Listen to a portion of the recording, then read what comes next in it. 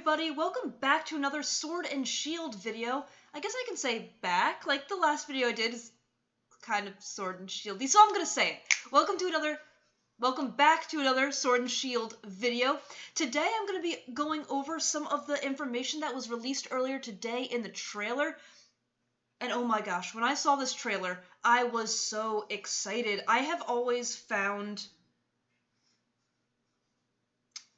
obtaining competitive Pokemon to be needlessly time-consuming, hard to understand, and difficult. So I am so happy that there are being steps taken to kind of update the process a little bit. I don't want to say fix it, but certainly update it a little bit. Like back when I started playing competitive Pokemon, I had to watch so many YouTube videos to figure out what to do and to figure out how everything worked. I found it very difficult in the beginning to even understand, let alone go out and do. So that makes today's trailer even more exciting for me. So I'm going to try to contain myself as I go through some things. And sorry about talking with my hands, but this first one, we got mints. So these mints, they can change the nature of a Pokemon so that if you have a Pokemon where the nature is not competitively viable, this can completely change the nature with essentially the click of a button. So you're going to see modest, hello, don't change on me, modest mint, mild mint, hasty, naive. So we're not really sure how you obtain these mints, but because this player has multiple mints for multiple different natures, I am hopeful that they're not going to be extraordinarily difficult to obtain. That is the hope anyway. And I think being able to change natures is super nice. So we'll take the example of in 2019, I started out the season with a timid Xerneas. And I think Timid Xerneas is still super viable, but as the meta shifted, you might want to try out, and depending on the other Pokemon you have on your team, you might want to try out a bulky, modest Xern. So I think being able to change the nature instead of having to go out and literally beat the game again to get another Xerneas is massive. I think the nature changer does specifically help with Pokemon. I'll say legendary, like Pokemon, you only get one chance to catch or a set number chances to catch. So I think in that way, the mints is massive. Massive. This brings us to supplements. So the supplements, there have been iron, zinc, calcium in Pokemon. Like, this isn't the first time they're in Pokemon games, whereas the mints, this is their first time being in the games, if I'm not mistaken. But these have been in the games, however, they have been wildly, excessively, excruciatingly expensive in the games. I can't remember exactly how much they are, though. It is absolutely escaping me right now. In addition, you were limited to 10. So here, as you can see, special attack 140, this trainer is using 26 on Gengar alone for the special attack. The special attack is 170. So he was able to max, as it says, max out a Pokemon's base points using only these supplements. That's huge. That is honestly so huge. When I started trying to get competitively viable Pokemon, I had so much difficulty, honestly, understanding EVs and understanding how to go about EV training. And I used to keep like a notepad so I could tally the EVs that I had. So I knew I was getting the right EVs. Like, this is this is lovely. I am very happy about this. I think it makes this, with the natures, makes obtaining competitive Pokemon so much easier. It makes playing competitive Pokemon just so much more attainable for so many more people, and that's exactly what you want you just want it to grow. You want the game to grow, and I think this is a fantastic way of doing that. So kudos. I do have, how do I say it? I'm excited, and I do have high hopes. Maybe I shouldn't have hopes this high, but I do have high hopes, especially because I was talking about how expensive calciums and protein, how expensive all this was in game. This trainer has 40 proteins, 34 irons. They're using 26 calciums. So I'm really hoping they will also be more attainable, although that has not been confirmed yet. But I'm going to use the same logic that I used here with the mints. I'm hoping that they will both be at least moderately attainable. That would be excellent. In addition, so we have experience candies. So rare candies, as you can see right here, have always been they're a thing. They've always been a thing. They raise your Pokemon's level by 1. Nice. But here you can see there are different experience candies. So with the experience candy XL in the trailer, it shows you get a certain amount of experience. So I believe the Pokemon grew at like maybe 2 levels, like 2.5 levels or something like that, instead of just the 1 level with the rare candy.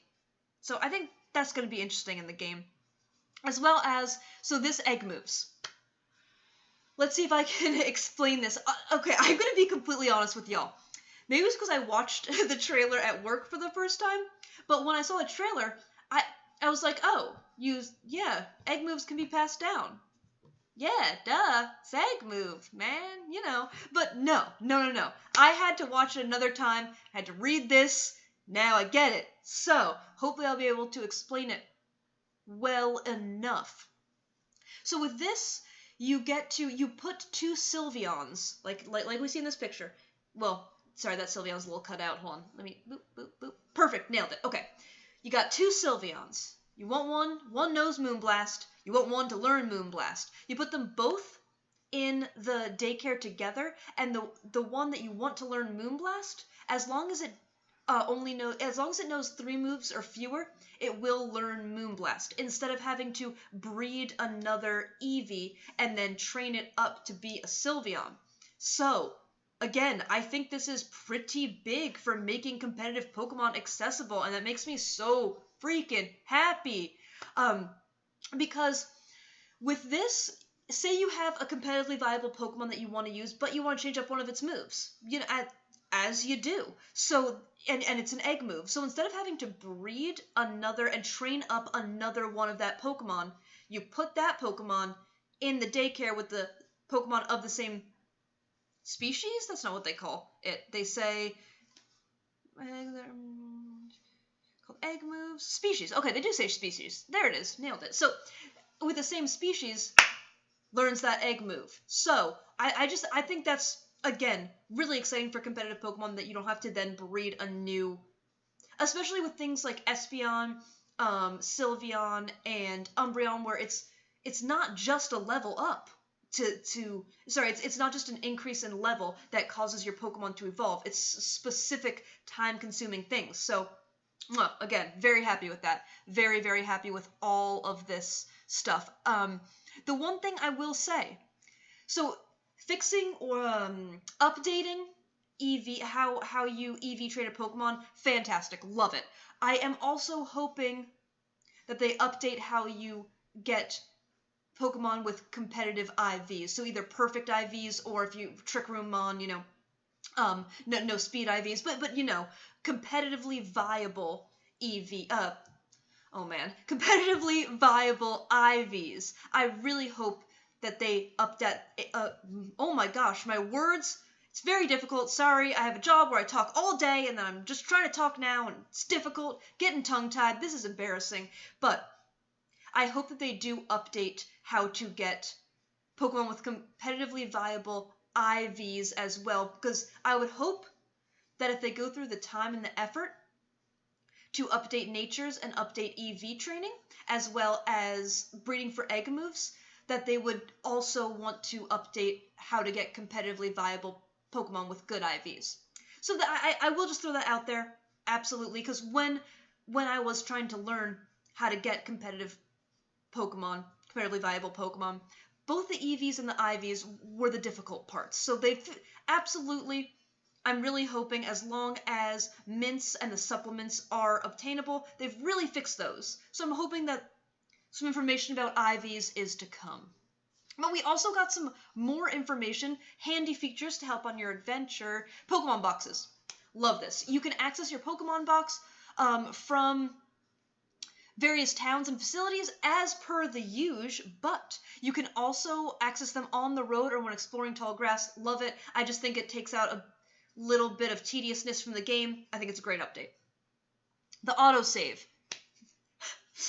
I don't know about y'all, but I save like an absolute fiend. I have to save 2, sometimes 3 times when I save the game. Like, it's a compulsion sometimes at this point. So with autosave, it does say it will, your adventure will autosave at various points, like when you enter a town or a building, but, most importantly, even with autosave on, you'll still be able to manually save. This is very important to me. I like to aggressively save, but the autosave is also a nice feature. I have accidentally not saved before, and I think that just scarred me, so, sorry about the spit. I think that just scarred me, so now I just aggressively click that save button. So, I like the autosave feature. I'm also happy I get to save whenever I want, because, again, I save like a fiend. And last, but certainly not least, this doesn't matter as much for competitive, but it matters to me, because I love nicknaming my Pokemon. You can, if your Pokemon does not have a nickname when it gets traded to you, you can change its nickname once. Love it. I think, again, that just takes out a semi-tedious, I don't even know if tedious is the right word, but I'm going to say tedious piece of the game. And it's just like an update. It's just a really needed, helpful, fun update. So, yeah, I'm all for it. It's fantastic. Okay, I think I already said last but not least. I'm going to say it again. Last but not least. Oh, there has been, the first competition has been announced. Sign-up period. Friday, November 15th. So when the games come out, till Thursday, December 5th. So mark y'all's calendars. The competition period is December 6th through December 8th. And it is single battles. Not my forte, but I'm still extraordinarily excited to partake. And the Pokemon, so eligible Pokemon, the Pokemon obtained in Pokemon Sword and Shield, yep. Certain special Pokemon will not be allowed. I can guess, but I'm not going to assume anything, so I'm not gonna go into that right now. You can register 3 to 6 of your Pokemon to your battle team. All Pokemon in this competition will automatically become level 50 for the duration of each match. Yeah, so I think that covers pretty much everything I wanted to. I have decently high hopes for obtaining competitive Pokemon, which is great. I do hope we get a little bit more information on IVs, certainly, because I think that they are, I'm going to say, equally a barrier as EVs. At least that's kind of, I think they're on the same level. At least to me, they're on the same level. When I first started getting competitive Pokemon, they were on the same level. So I hope we get a little bit more information about this, but super happy about this update. This trailer, you should have seen. I was at work. I was so excited, and nobody was there to share in my joy. So I just reveled in my joy by myself. But it was, yeah, I'm still excited. Anyway, I think I've babbled on for far too long. It's been 13 minutes talking about a minute and a half, 2-minute trailer. It's probably unnecessary. But if you're still here, thank you so much for watching. If you enjoyed, please don't forget to leave a like, comment, or subscribe. Not talking none of that. I do hope that everybody is having an above average day.